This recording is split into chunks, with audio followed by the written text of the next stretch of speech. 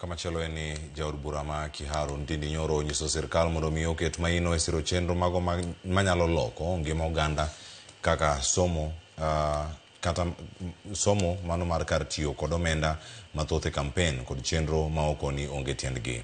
Ka oloso kar chung'o bura mare, Nyoro okoni piny owacho otiyo kod omenda mathoth e kampen mago magero madundo ma ichano tim pacho kae chieng' tich ang'wen e kinde ma jopuonj mago mag JSS to yuago chudo kaachiel koda kandiko gi e tich e yo mongirore.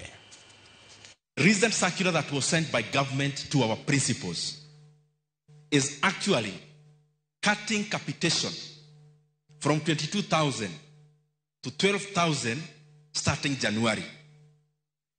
And the burden for the extra school fees, walimu wetu wakuu wameambiwa wakitengeneza fee structure ati waongeze mzazi ambaye yako na mtoto day school wamuongeze school fees ya 9,374 shillings. Na juzi nikaongea hiyo maneno, minister anajaribu kujitetea, minister wa elimu. I want to ask them, Kenya kama uko serikalini hauwezi jitetea na maneno, unajitetea kwa vitendo. Mambo ya maneno ni ya watu wako nje.